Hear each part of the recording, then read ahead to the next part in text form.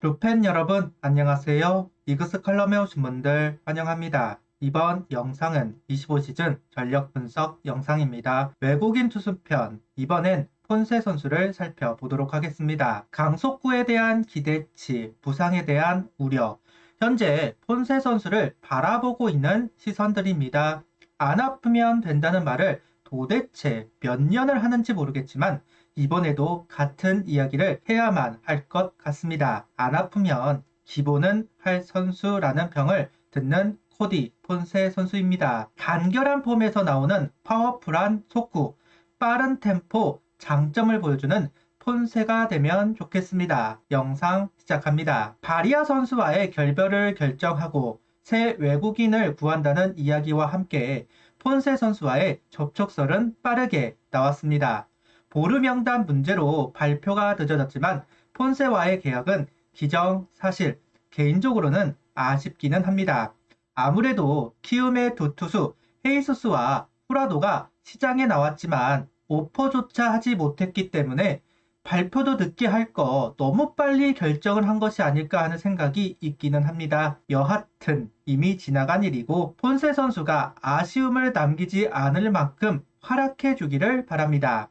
조금만 미진해도 시즌 내내 후라도와 헤이수스 선수 이야기가 나올 겁니다. 어쩌면 부담으로 작용할 수도 있겠지만 팀의 2선발로 기용이 된 만큼 어쩌면 에이스의 역할을 해야만 하는 선수이기에 안정적인 이닝 소화를 해주기를 바라고 있습니다.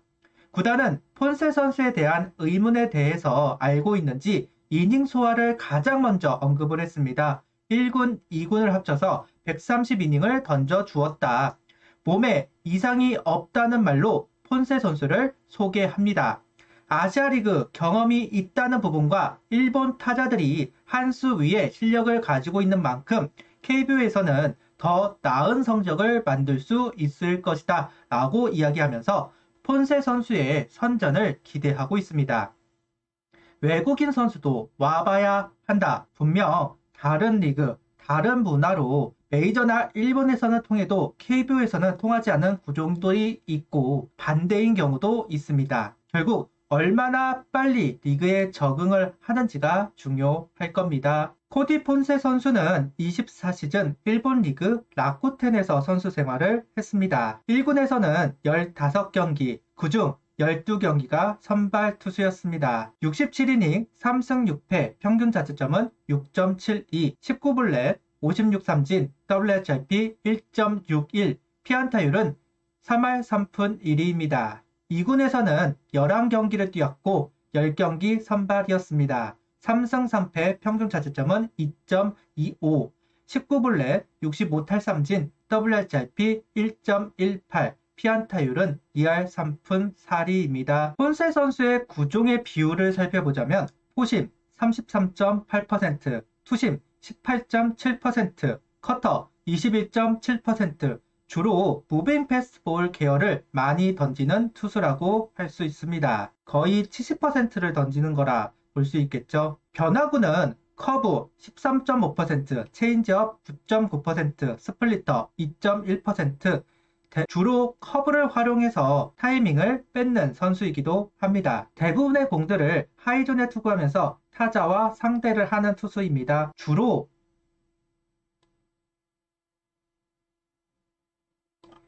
이 존에 공을 투구하려고 하는 모습을 볼 수가 있었습니다. 대부분의 포심이 이 사각형 안에 들어간다. 그리고 커터 같은 경우는 우타자 기준으로 바깥쪽으로 흘러나가는 경우가 많고 투심 같은 경우는 우타자 몸쪽으로 들어가는 경우가 많은데 우타자에게는 커터를, 좌타자에게는 투심을 던지는 경우를 많이 볼 수 있었습니다. 커브 같은 경우는 코스가 좀 다양하더군요. 바깥쪽에서 안쪽으로 들어오는 커브가 하나 있고 몸쪽에서 바깥쪽으로 떨어지는 코스가 하나가 있었습니다. 그러다 보니까 폰세 선수를 이야기를 할 때 커브에 대한 이야기가 많았습니다. 커브의 존재감이 낮아졌기 때문에 고생을 했다. 커브의 존재감이 살아난다면 충분히 가능성이 높은 선수이다 라는 평가를 하는데 아무래도 다른 구종들은 코스가 정해져 있다시피 하지만 커브만이 좀 코스가 다양하기 때문에 이런 이야기가 나오는 것 같습니다. 그러다 보니 커브의 활용도 폰세에게는 상당히 중요할 것이다. 개인적인 생각도 이야기해 봅니다. 폰세 선수에 대해서 부상에 대한 이야기가 많지만 개인적으로 우려가 되는 점이 하나가 더 있습니다. 바로 로봇 심판존에 얼마나 적응을 할 것인가. 이 부분이 개인적으로는 우려가 됩니다.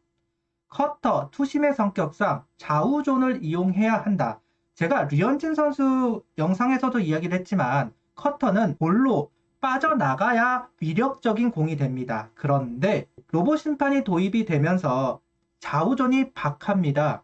특히 우타자 바깥쪽은 유독 심할 정도로 박하다라는 이야기가 나오고 있습니다. 폰세 선수의 커터는 스트라이크 존에서 볼성으로 빠져나가는 경우가 많이 있다라는 점. 어쩌면 류현진 선수와 상대하듯이 이 커터를 버릴 가능성 충분히 있다고 봅니다. 그렇게 되면 볼이 되는 셈이죠.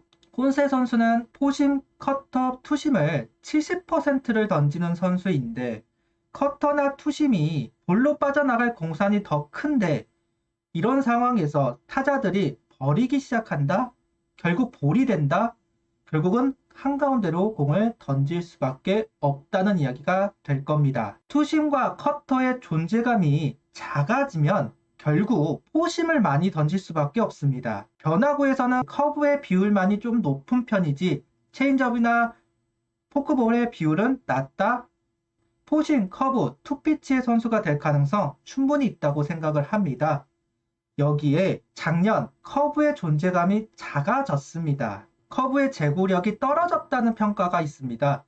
만약에 그 평가가 올 시즌에도 이어진다면 커브도 자기 역할을 하지 못할 수도 있다. 그러면 포심 한 가지 구종밖에 남아있지 않는 상황이 될 수도 있다는 점.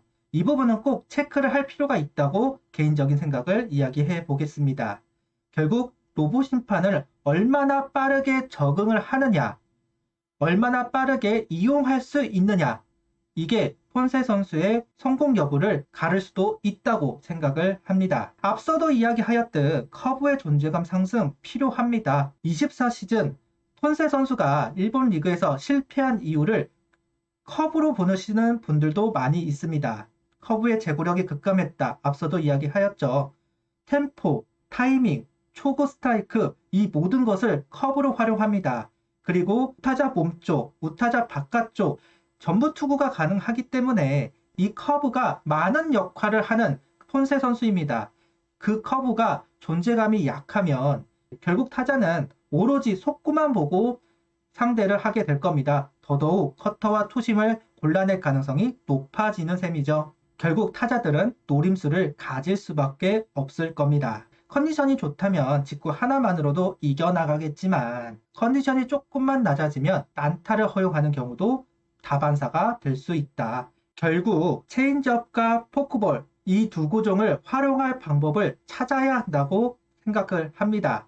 특히 떨어지는 공으로 활용을 해야 한다. 개인적으로 주장하고 싶은데요. 스트라이크 존이 하향이 되면서 오프사이드 구종이 살아날 것으로 보입니다. 그런데 폰세 선수가 던지기는 하지만 비율이 낮습니다. 앞서도 이야기할 듯 체인지업이 9.9%, 스플리터가 2.2%입니다. 아무래도 스플리터보다는 체인지업의 활용도가 높기 때문에 체인지업의 가치를 올릴 필요가 있습니다. 이런 부분은 페냐 선수가 생각이 나는데요. 페냐 선수도 처음 한국에 왔을 때는 직구와 투심이 좋은 선수로 알려져 있었습니다. 그런데 시간이 지날수록 포심의 비율을 높였고 체인지업의 가치를 올리면서 3년간 한화에서 뛰었습니다. 어쩌면 폰세 선수도 무빙 페스티벌보다는 오프사이드 구종을 이용하는 투구가 필요하지 않을까 개인적인 주장을 해봅니다. 볼넷이 적은 부분을 보면 제구력이 떨어지는 것은 아니기는 하지만 피안타율, WHIP가 낮은 선수라고 볼 수는 없습니다. 컨디션에 따라 집중타를 허용하는 선수 가능성 있다는 점, 여기에 땅볼 유도가 좋은 선수라고 평가를 받기는 합니다. 그런데 KBO에서 땅볼 유도가 좋다는 선수들이 플라이형으로 바뀌는 경우가 많습니다. 땅볼형에서 플라이형으로 바뀌는 순간 살아남기는 힘들 겁니다. 결국 삼진형, 땅볼형이 되어야만 살아남을 수 있는 폰세 선수입니다. 이 부분도 체크를 할 필요가 있습니다. 커터와 투심을 던졌을 때 땅볼이 나와야지 플라형이 되면 피장타가 높아질 가능성이 높고 결국은 리그에서 성공하기는 어려울 것이다. 이런 부분들을 체크하고 조정을 할 필요가 있다고 생각합니다. 역시 가장 조심해야 하는 건 부상이라고 할 수 있겠죠. 부상 위험도가 높은 선수는 아니라는 평가이기는 합니다. 그런데 투구 체력이 떨어지면서 억지로 던지다가 부상으로 이어지는 케이스라는 이야기는 지배적으로 나오고 있습니다. 30경기 풀시즌은 어려울 거라고 봅니다. 심지어 25경기도 소화가 될지 의문이 있기는 합니다. 일주일 2번 등판하면서 체력이 감당이 될까 하는 생각도 있긴 합니다. 결국 조절을 해줄 필요가 있기는 하다. 조절 없이 터프하게 선수를 사용하면 분명 탈이 날 가능성 있습니다. 그런데 배려를 하기에는 외국인 선수입니다. 기대하는 바가 있죠. 에이스처럼 완벽한 모습을 보여주기를 바라는 모습도 있겠지만 최소한 이닝 히터의 역할을 해주기를 바라는 게 외국인 선수들입니다. 근데 그 부분을 하지 못할 가능성 있다. 국내 선수처럼 조절을 해주기에는 연봉이 아깝습니다. 해준다고 문제가 안 생길까 하는 의문이 있는 것도 사실입니다. 그래서 더더욱 우려가 됩니다. 부상 부위가 좀 다양하기는 합니다. 버치 스미스가 생각 안 날 수가 없기는 하죠. 케이스는 다르다고는 하지만 어찌됐든 버치 스미스도 다양한 곳에 부상이 생겼으니까요. 특히나 부상 부위 다 체크했다, 괜찮다 이야기를 했는데 새로운 부분에 부상이 나오면서 결국 방출을 했던 기억 재현이 돼서는 안 된다고 봅니다. 그래도 KBO는 강속구가 통한다고 봅니다. 최근 150km를 손쉽게 던지는 선수들이 많아지기는 했지만 여전히 최고의 무기는 속구라는 것은 불변합니다. 로봇 심판만 잘 적응을 하면 페스티벌 보는 맛은 있는 선수라고 봅니다. 분명 많은 조언들이 들어갈 겁니다. 잘 받아들였으면 좋겠습니다. 고집을 부리지는 않았으면 좋겠네요. 구독, 좋아요, 알림 설정 부탁드리며 영상을 봐주셔서 감사합니다.